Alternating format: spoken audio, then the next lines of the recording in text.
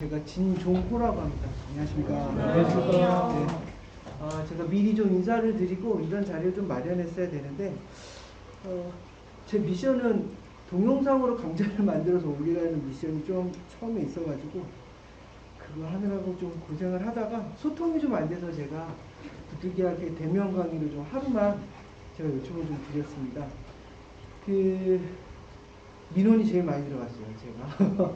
왜냐면 강의가 너무 늦게 올라오고 이제 나중에는 이제 과제가 너무 많다라는 의견이 좀 있으셔가지고 그래서 이제 그런 내용을 좀 협의를 하려고 1차적인 목적으로 갖고 이제 제가 공지를 했었는데 그래도 대표 되시는 분이 한 분 오셔서 그나마 좀 다행입니다. 디자인 전공은 괜찮으신가요? 네? 어떠세요? 제가 강의 올린 거는 어떠신지 미리 다 알고 계셨던 내용이라면 출석 체크는 개의치 않으셔도 돼요. 네. 제가 그냥 일괄로 다 모두 출석으로 좀 하겠습니다. 네. 웬만하면 이제 레포트도 이제 웬만하면 부담을 안 드리려고 제가 좀 나름 그냥 체험하는 정도? 이런 정도로만 드렸는데 타 전공 분야에서는 그걸 되게 심각하게 받아들이셔가지고 저도 처음에 덜컥 겁은 났어요. 아 그러셨습니다. 네. 이렇게 겁은 났는데 뭐 큰 부담 있는 양은 아니라는 거는 느끼는데 참 그게 애매하더라고요. 일부러 찾아야 된다고 생각을 하니까 그래서 찾아서 해야 되는 건 맞는 것 같은데 네. 제가 이 과목의 취지는 그냥 요즘에 이제 VR로 시작해가지고 XR로 가서 이제 또 메타버스로 바뀌는 상황에서 이런 게 있다는 걸 한 번씩 체험해 보십사 그런 취지로 제가 좀 내용을 좀 만들었었는데 타 전공 분야에서는 이게 굉장히 어려운 걸로 이제 인식을 하셔서 난이도를 이제 어떻게 해야 되나 이제 오늘 또 갑자기 고민이 생기기 시작을 했어요. 네. 제가 올리는 강의 난이도는 좀 어떻다고 생각되시나요? 강의는 뭐 어렵지는 않는데 제가 봤을 때는 다른 분들이 부담스러워하는 게 페이퍼 아닐까 싶어요. 페이퍼로 네, 나중에 강의는 뭐 되게 유익하다는 의견들이 많고, 페이퍼는 제가 그냥 한 장만 주셔도 되고 그냥 간단하게 경험담을 한 30줄 정도, 20줄 정도만 쓰셔도 상관없을 것 같아요. 그냥 저는 그 제목 자체가 트렌드랑 저작권이기 때문에 그냥 교양처럼 느껴주십사라고 이제 생각을 했는데 이제 학과 사무실에서는 제가 처음에 강의를 올렸을 때 피드백이 이렇게 했어요. 강의 내용이 너무 적다. 내용을 왜 다 못 채우느냐 하고 그리고 중간마다 한 차 시수가 끝날 때마다 과제나 퀴즈를 계속 내야 된다라고 이제 피드백이 온 거예요. 그래서 이제 원래 저는 그 VR 회사를 운영을 하고 있고 실제로 제작을 하는 제작에 좀 가까운 사람이기 때문에 제가 수업하는 것들도 대부분 실제작이에요. 그래서 같이 만들어보고 이렇게 재미있게 하는 건데 이제 갑자기 이제 이론 베이스에 이걸 하는데 영상을 꽉 채워야 되고 과제를 매번 내야 된다라고 이제 부담을 주셔가지고 저는 거기에 이제 충실하기 위해서 하다 보니까 또 반대로 이거를 접하시는 분들은 굉장히 어렵다라는 걸 제가 이제 오늘에서야 알았어요. 저는 피드백이 민원이 계속 온다서 내가 강의를 너무 늦게 올리고 강의 양이 너무 적어서 피드백이 계속 오나 보다 이 걱정을 하고 온 거였거든요. 근데 역으로 그게 아니시라고 하니까 더 줄여야 되나? 이런 생각도 좀 그런 부분이 있습니다. 그냥 이 분위기로 계속 제가 강의를 올려도 되는지 아니면 조금 내용을 줄여 주십사라든가 아니면 다른 내용을 어떻게 해달라고 하시면 제가 그걸 좀 준비를 해드리는 게 나을 것 같습니다.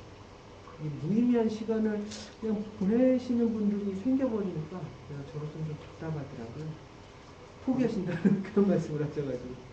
저희는 지금 수업 내용이 어렵거나 뭐 그러지는 않은 것 같아요. 저희 셋은 저희 디자인 전공은 수업 내용이 어렵거나 뭐 그랬던 거는 아니고요. 그러니까는 실질적으로 저희가 좀 힘들었던 건 이게 어느 일정 기간 이제 시간에 딱 올라와서 그 시간을 맞춰서 안에 해야 되겠다라는 그게 아니고 그러니까는 중간중간에 갑자기 올라와 있고 네네. 이번에 안 올라왔는데 다음에도 안 올라와 있겠지 하는데 어느 순간 올라와 있고 그러니까 그것 때문에 이제 과제도 하기가 이제 저희도 이제 하는 일이 있다 보니까 맞습니다. 그것 그리고 때문에 시간 맞추는 것 때문에 좀 어려웠어요. 그거 다 무시하세요. 저도 이제 제가 이제 강의를 올릴 때 시간을 정해야 되는데 시간을 정하게 돼 있지 않더라고요. 근데 과제는 정할 수 있게 돼 있더라고요. 그래서 나중에는 과제를 전부 다 이번 달 말로 다 밑으로 내려놨었어요.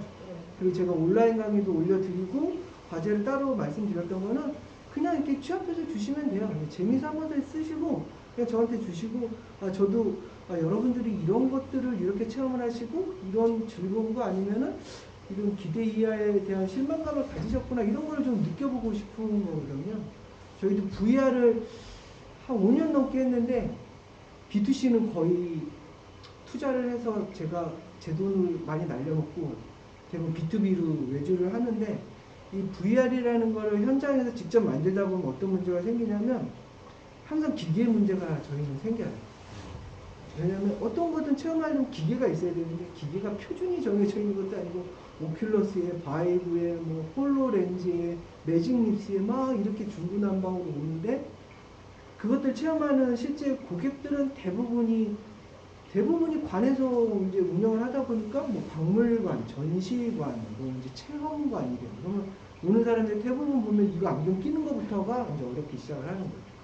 그러다가 조이스틱까지 이렇게 들기 시작을 하면은 더 난감하고 제가 맨 마지막에 제가 소방 엑셀 만든 영상을 보셨는지 모르지만 외국인이 체험하는데 계속 이러고 있어요.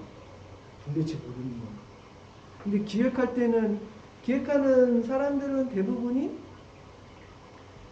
되게 많은 지식을 그쪽에서 알고 있고 그거를 반영하길 바라서 저희한테 이제 제작자한테는 이거 이런 기능 있으니까 이거 넣어주세요 하면은 진짜 막 날밤새서 저희 프로그래머가 막 이런 기능도 구현하고 저기 다 해보면 이제 런칭을 딱 하면은 테스트를 한 2주, 1주를 하죠. 그러면 결과는 딱 이거예요.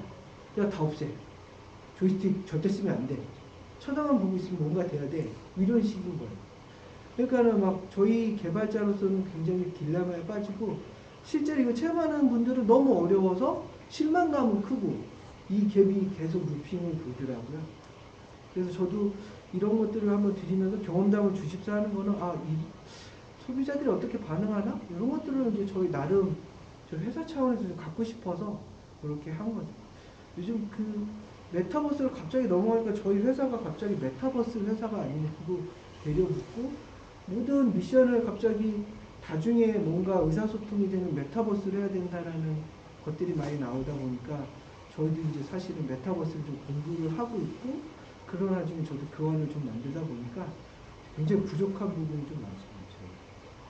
그런 부분은 좀 양해를 해주시고 그래서 제가 교환 만드는 것도 너무 오래 걸리고 영상 만들고 편집하는 것도 너무 오래 걸려요. 그러다 보니까 이제 하나 두 개씩 올라왔는데 이 시스템은 제가 뭔가 수정할 수 있게끔 되어 있지 않는 참 폐쇄적으로 되어 있어서 그런 게 좀 답답합니다.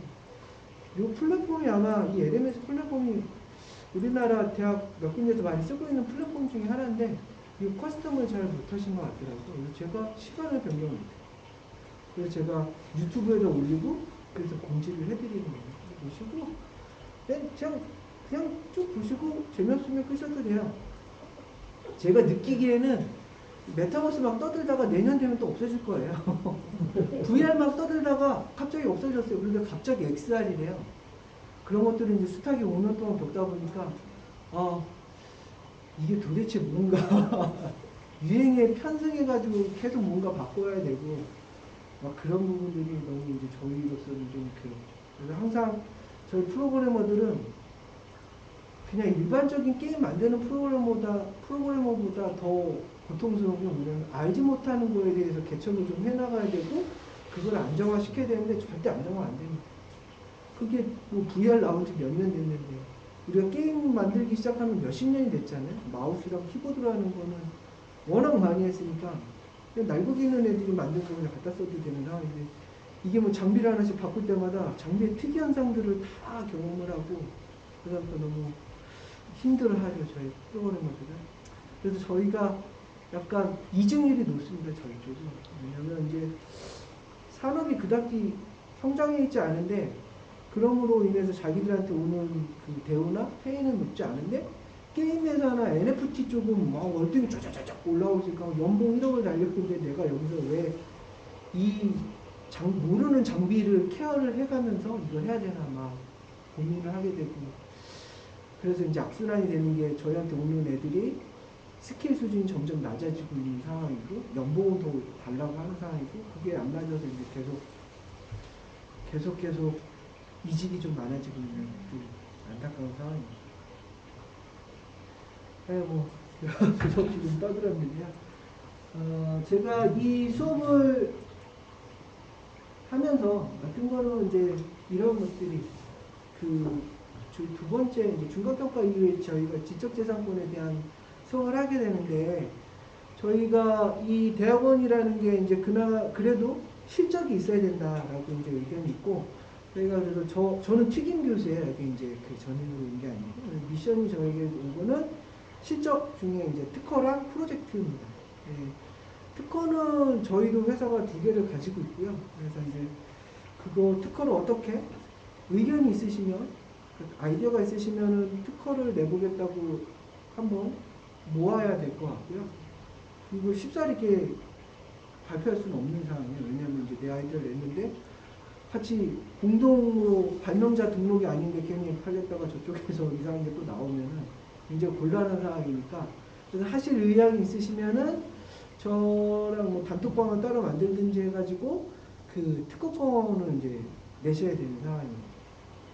그래서 저한테는 아이디어가 지금 특허를 2개 더 내려고 하는 게 있고, 하나는 그 VR 안경에 대한 것 하나 하고요. 또 하나는 이제 VR 컨트롤러들, 이게 굉장히 어려운데 그걸 어떻게 좀 쓸 수 있을까, 그런 아이디어를 좀 발췌를 한 게 있어서 그쪽으로 의견 있으시면 공동 발명자로 해가지고 특허를 진행을 할 거고요. 아니면 다른 아이디어를 내서 하겠다라고 하면은 제가 그 자리는 깔아드릴 수가 있어요. 제가 이쪽 대학원 쪽에 이제 논의한 결과로는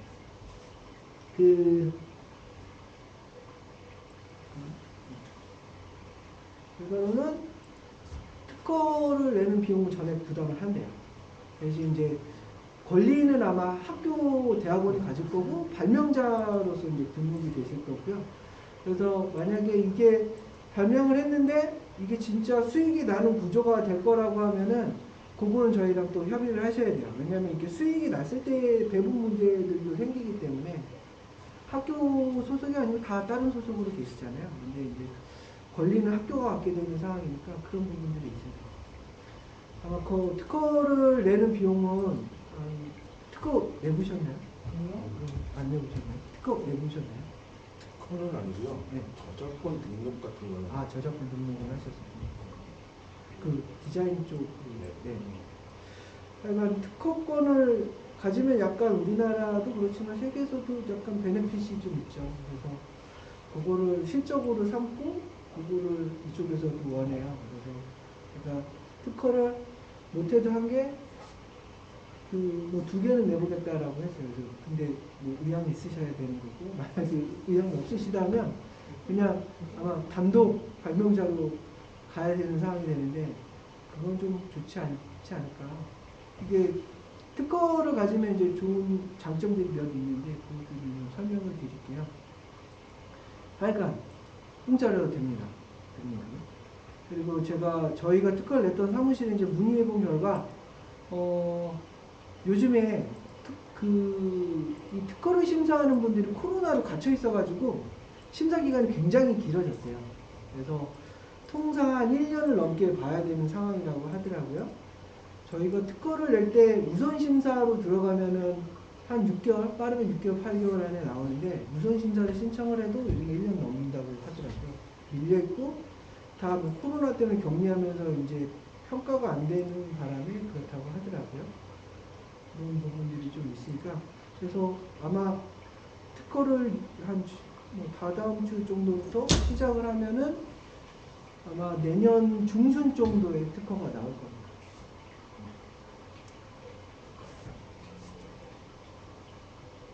특허 만약에 교직이나 이런 데 가실 때도 특허가 도움이 많이 됩니다.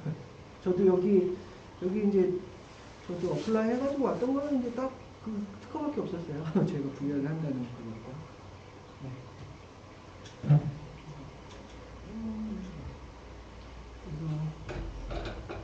그 지재권이라고 하죠. 지식재산권.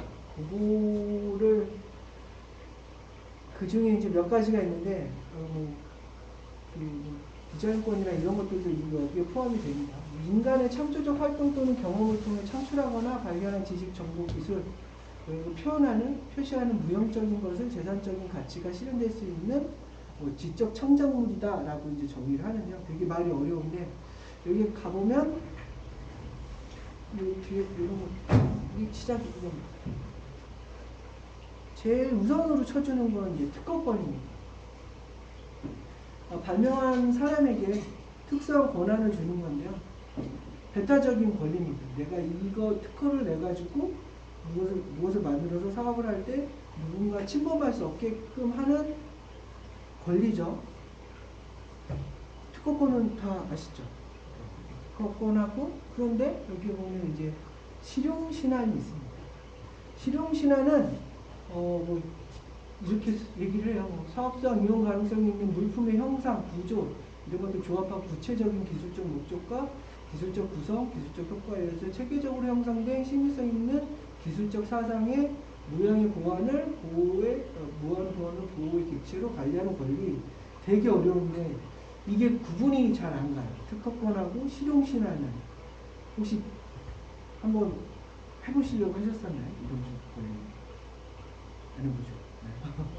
그래서 그 대부분 특허권은 대발명이라고 하고요. 실용신안은 대부분 소발명이라고 해요. 특허권은 전 세계에 다 있어요. 그런데 실용신안은 그 전 세계에 다 없고 뭐 독일이라든가 일본이라든가 몇몇 나라에서만 이제 운영하는 건데 이 옛날에는 그 실용신안하고 특허권을 따로 구분을 해서 운영을 잘 했었는데 요즘에는 사실 그 두 개를 잘 운영하다기보다는 특허권으로 전부 다 하려고 노력을 해요. 왜냐하면 이 실용신안은 소발명이기 때문에 뒤에도 설명드리겠지만 굉장히 조그만 아이디어를 통해서 뭔가 개조하거나 변형된 것들도 권리를 삼을 수 있는 건데 권한이 조금 작아요. 10년밖에 안 되고 그리고 이 권리를 잘 인정해주지 않는 분위기가 됐기 때문에 약간 실용신안 이제 등록하는 등록률 변동치가 좀 이렇게 내려가고 있는 상황입니다. 그래서 그 뒷부분을 좀 설명을 드릴게요. 영상을 하나 보시면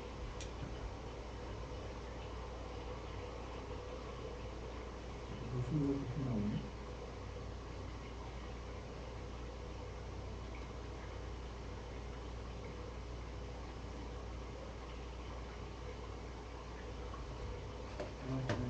영상을 꺼내주세요.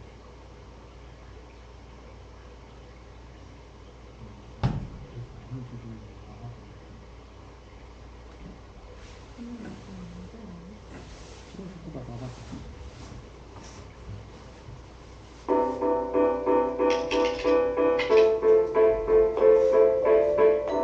신제품 아이폰의 발표를 앞두고 회의실에 모인 애플사의 직원들. 이날 스티브 잡스가 내린 특명이 있었습니다.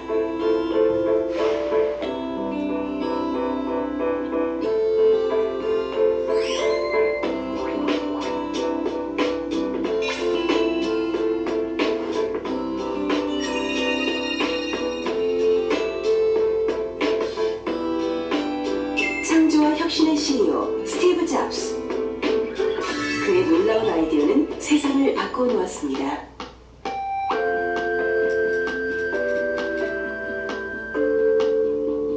2001년 애플사는 신개념 휴대용 음악 플레이어를 발표합니다. 바로 아이팟이죠. 출시 이후 날개도친 듯 팔려나간 아이팟은 음악 플레이어 부분 세계 점유율을 압도하게 됩니다.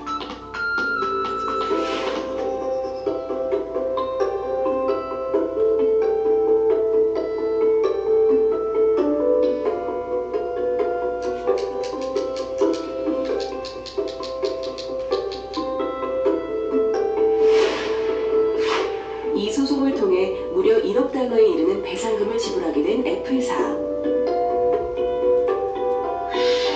스티브 잡스는 똑같은 실수를 반복하지 않기 위해 특명을 내립니다.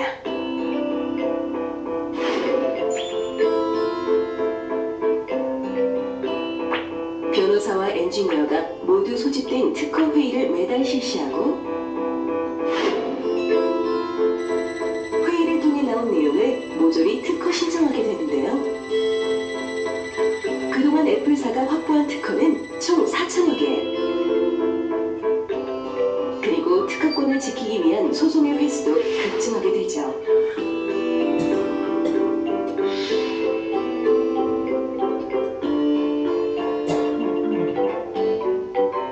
놀라운 아이디어를 떠올린 스티브 잡스라도 특허를 통해 권리를 보호받지 못했다면 성공할 수 없었을 겁니다. 하지만 아무리 사소한 아이디어라도 특허와 연계해 권리화한다면 특허가 주는 혜택을 누릴 수 있습니다. 최근 미국 500대 기업의 시장 가치 중 무형자산의 비중 80% 이상, 이 중 지식재산의 비중도 40% 이상으로 늘어나고 있습니다.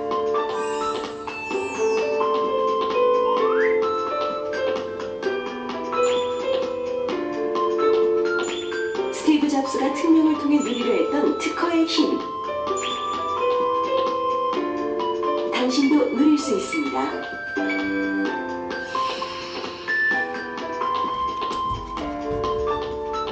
지식이 곧 재산입니다.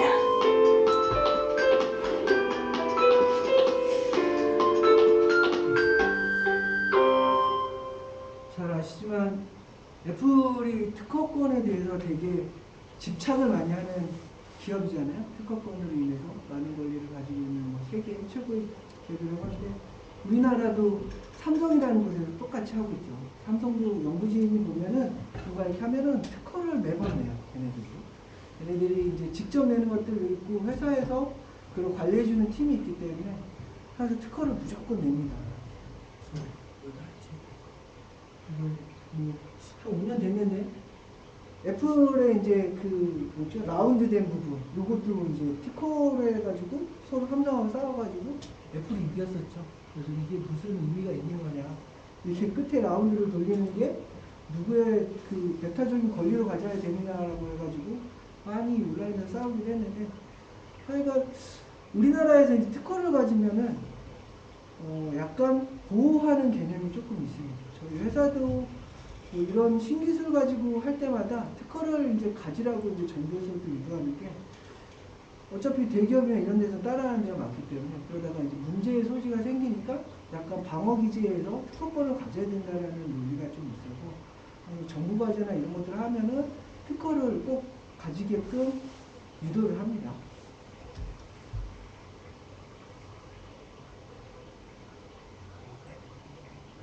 그리고 이제 특허랑 실용신안이 크게 틀린 점 중에 하나는 약간 특허는 대발명에 해당이 돼가지고 누구도 생각지 못한 거를 발명하는 거에 비하면은 실용신안은 누가 발명한 거를 약간 조합하거나 변형을 해가지고 약간 부가적인 것을 만들어내는 걸 이제 실용신안이라고 해요. 그런데 특허는 꼭 제품이 있어야 되는 것은 아니에요. 그리고 물건이 있거나 또는 사업 모델, 방법, 어떤 구현의 방법도 특허가 됩니다. 그런데 실용신안은 그 대발명에 의해서 가지치고 나온 거기 때문에 무형보다는 유형의 뭔가 물질이 있어야 돼요. 그래서 그게 조금 틀리고요. 그래서 저희도 특허를 가진 게 두 가지 있는데 저희가 VR 체험하는 슈트가 하나 있었고 그거는 진짜 슈트가 있습니다. 지금 센서들이 내장된. 그리고 또 하나는 AR로 이제 무슨 물건을 책을 바라보면 어떻게 바라보면 AR이 등장한다는 방법적인 거. 그래서 무슨 AR을 체험하는 방법 해가지고 특허가 있어요. 하나는 유형의 특허고 하나는 무형의 방법론적인 특허니까 그거를 좀 구분해서 하시면 좋아요. 그래서 그 나중에 여러분들이 진짜 특허를 진짜 진행을 하게 되면 이런 거 사전 지식만 조금 알고 나서 대부분 변리사를 만나시게 될 거예요. 변리사들이 대부분 뭐 최대 뭐 400만 원까지 받으면서 여기까지 제가 특허를 쫙 내게끔 해주겠습니다라고 이제 얘기를 해주고 그래서 가이드를 정해주는데요. 그래서 이제 얘기하는 게 꼭 실물을 가져와야 될 필요는 없다. 그리고 방법적인 거를 나 변리사에게 설명을 해서 그 방법적인 게 대단한 새로운 발명이라고 하면은 특허를 낼 수 있다라고 이제 약간 컨설팅을 해줘요. 그러면 이제 계속 발전시켜 나가게 되는데요. 근데 그런 부분이 약간 좀 틀리다고 생각을 하시면 되고, 상표권은 잘 아시죠? 그냥 상표예요. 트레이드 마크라고 하는 뭐 스타벅스, 뭐 엔젤리너스, 뭐 LG, 삼성 이런 건 굉장히 상표권이 많죠. 이걸로 문제가 됐던 것 중에 하나 서유빈 중국에 가면서 저걸 다 복사해서 쓰는데 왜 상표권을 인정 안 해주느냐 해가지고 계속 뉴스에 나왔던 게 저런 부분입니다.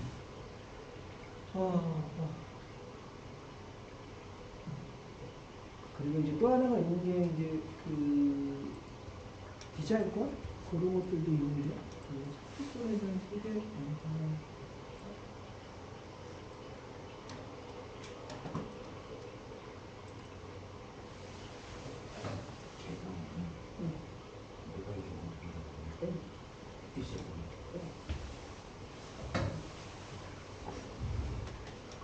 비슷한 상품, 비슷한 서비스로 같은 분야에서 경쟁하게 된 두 사람이 있습니다. 그리고 이들이 마주한 너무도 다른 미래. 당신은 어떤 미래를 선택하시겠습니까?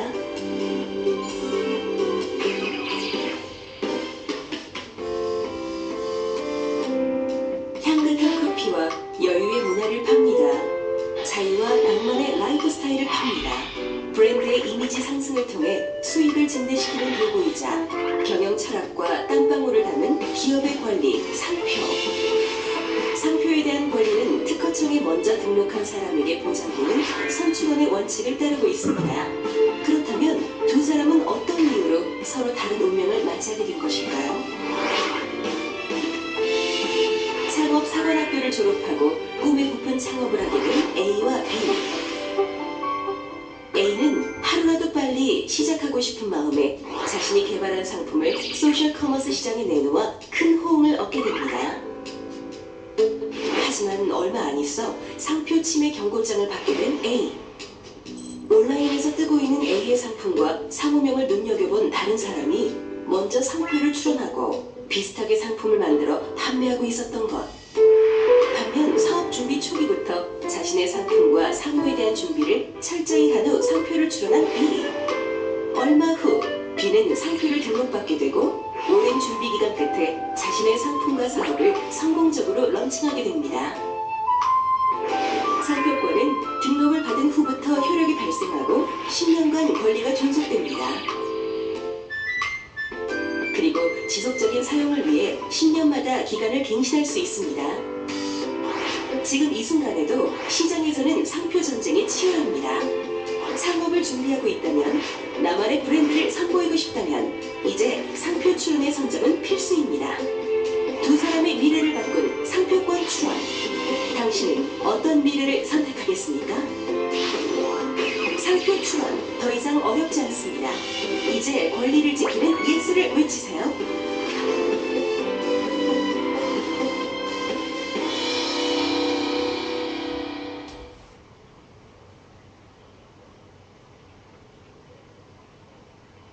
디자인권은 한번 해보셨다니까 잘 아시겠지만 이 디자인이라는 게 진짜 실물 외형적인 것을 권리로 보장받는 거잖아요. 제가 전공이 대학원 때 전공이 애니메이션 전공이었습니다. 근데 이제 저희도 그런 부분들이 있어요. 이게 대부분 애니메이션 하는 친구들이 디자이너 A씨의 재미만점 피백 디자인. 서울 디자인 페스티벌에서 선보인 후 국내 디자인과 실용 신안을 획득하고 대기업의 러브콜을 받으며 승승장구. 2년 후 독일 박람회에 초청돼 유럽 시장에 자신의 디자인을 알리게 됐는데요. 이때 독일의 한 회사가 건넨 달콤한 계약 제안. 하지만 디자이너는 이 제안을 거절했는데요. 그런데 얼마 후 유럽 시장에 등장한 유사한 디자인의 제품. 계약을 제안했던 독일 회사가 파티 제품을 출시한 겁니다. 하지만 유럽에서 디자인 출원할 시기를 놓친 A씨는 파티 제품이 판매되는 것을 그저 지켜볼 수밖에 없게 되었습니다. 지식재산이 중요하다. 디자인권이 필요하다. 그저 풍문으로 흘려보내셨나요? 디자이너의 소중한 권리를 지키는 방법, 디자인권의 모든 것을 알아봅니다.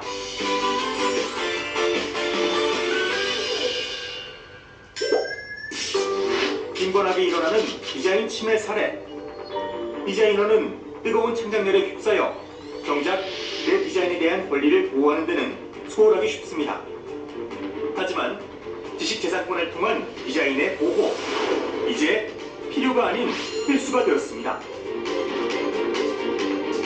지금부터 나의 소중한 디자인을 지키기 위해 기억해야 할 3가지 팁을 살펴보겠습니다.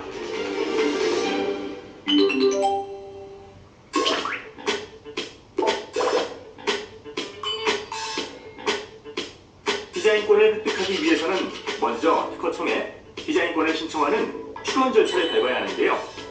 이 출원에 앞서 선행 디자인, 즉 내 디자인과 유사한 디자인이 있는지 알아보는 게 좋습니다. 이미 유사한 디자인이 출원되어 있다면 출원이 거절될 수 있기 때문입니다.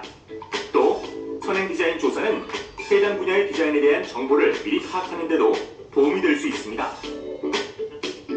선행 디자인에 대한 정보는 특허청에서 운영하는 사이트를 통해 쉽게 검색해 볼 수 있습니다.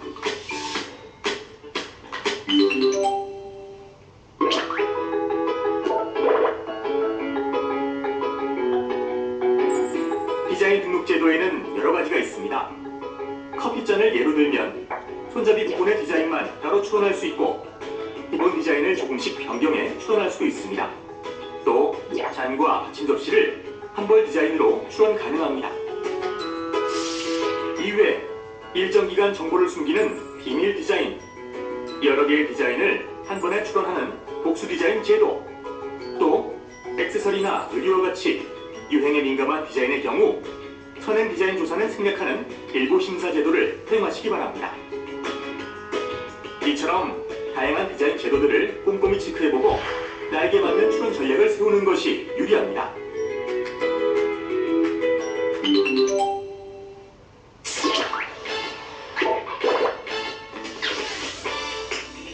앞서 살펴보았던 디자이너의 티백 디자인은 카피 제품 때문에 유럽 진출에 어려움을 겪고 있다고 하는데요. 국내 출원된 디자인을 해외에서도 출원하려면 국내 출원일로부터 6개월 이내 해당국 출원이 이루어져야 합니다. 하지만 A씨의 디자인은 국내 출원 후 이미 2년이 지나버린 데다 공개된 디자인이기 때문에 유럽에서 디자인을 출원해도 등록받을 수 없습니다. 결국 A씨는 유럽에서 디자인권을 행사할 수 없게 된 것입니다.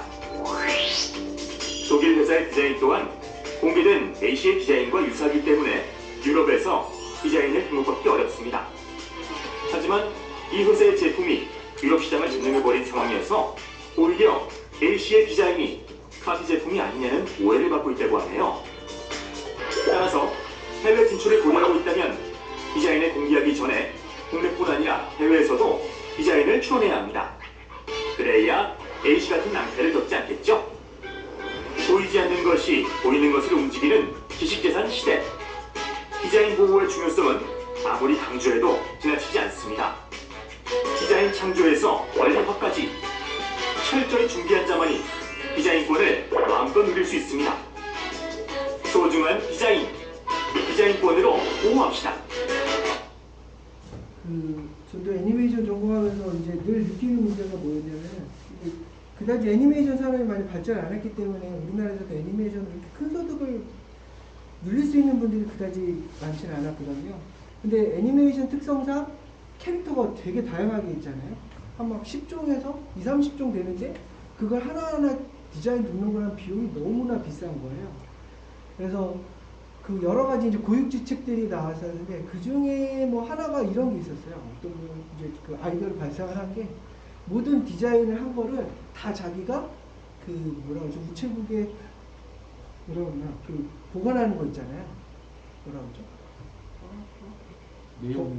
내용 증명으로 전부 다 보내놔요. 그러면은 우체국에 보관이 되어 있기 때문에 만약에 그게 누가 디자인을 도용했거나 이래 싸움의 분쟁의 소지가 되었을 때는 그 우체국 소임이 그 디자인이 등록된 것과 같은 유사한 효과가 있기 때문에 싸울 때 약간 유리한 그 위에 쓴다라고 해가지고 그렇게 아이디어를 내는 분들도 있었고 지금 뭐 이제 복수 디자인을 추론하는 것들도 있었지만 가장 좋은 거는 그 콘텐츠진흥원이나 지자체에서 지원해 주는 것들도 많이 있어요.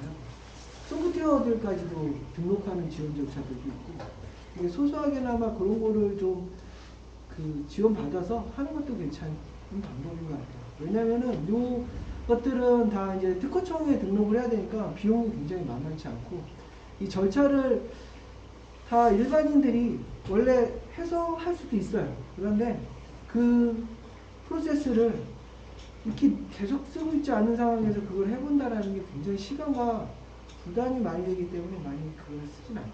대부분 이제 변리사를 쓰게 됩니다. 제가 이제 같이 창업했을 때 한 분이 저걸 디자인했던 적이 있었어요. 그 옛날 헤드폰 케이스진이 이렇게 동물 귀 나왔던 거 아시나요? 토끼기? 그거 하셨던 분이 여성 CEO분이었는데 되게 젊은 분이었어요. 근데 막 그게 히트치고 있는 상황에서 사단이 일어난 거예요. 중국에서 바로 카피를 시작을 한 거예요. 근데 중국은 그 당시에 이 특허에 대한 권리는 거의 의미가 없는 실정이었거든요. 그것 때문에 막 특허청도 왔다 갔다 하고 코트라 쪽에도 얘기를 해가지고 뭐 분쟁도 일으켜보고 해보지만 소용이 없는 거. 그러다가 이제 시장을 다 잃어버린 거예요. 그리고 이 보면은 지금 설명을 했다시피 국내 특허는 국내에서밖에 못 보죠. 외국은 인정을 못 받기 때문에 특허 등록할 때 이제 변리사가 또 얘기를 해요. 이거 국내 특허를 등록한과 동시에 해외 특허를 같이 가자라고 한 해외 특허는 또 기간도 들고 비용도 더 비싸요. 그러다 보니까는 이게 일반인으로서 접하기는 굉장히 힘든 권리증인 거죠. 그래서 저희 회사에서도 웬만하면은 저런 권리증은 대부분 국가 사업할 때 거기다 이제 비용 정산을 해서 그걸로 운영을 따는 방향으로 저희도 이제 많이 하고 있거든요. 큰 기업이 아닌 이상은 저 모든 아이디어를 특허로 낼 수는 좀 없습니다. 특허 이제 권리는 딱 3가지 요소로 구성이 되는데 뭐 산업성, 이거 실질적으로 산업에서 유용하게 쓰인다는 목적이 있어야지만 특허로 등록이 됩니다. 그리고 뭐 그냥 창의력을 가지고 아이디어 발상을 하는 게 아니고 실제적으로 산업에 어떻게 쓸지 목적을 기재하게 돼 있어요. 그래서 이제 변리사가 만나면은 이게 어디에 쓰이는 거죠? 라고 이제 묻기 시작을 해요. 그게 이제 산업성이고 신규성, 당연히 이제 처음 만들어진 거야만 되겠죠. 산업에 유용하게 쓰이는. 그런데 이 중에서 그 산업에서 그 부정하는 두 산업군이 있는데 하나는 이제 보험금융업 쪽하고 의료법에서는 이 특허를 인정을 안 해요. 그런 산업 쪽에서는 쓰지 않기 때문에 그걸 조금 좀 고민을 하고 접근을 하셔야 됩니다. 뭐 진보성이라는 거는 그 굉장히 창작의 난이도가 높고 대발명이기 때문에 누구도 따라할 수 없는, 생각해보지 않았던 비슷한 게 없는 독창적인 거여야 된다는 게 이제 진보성을 뜻해요.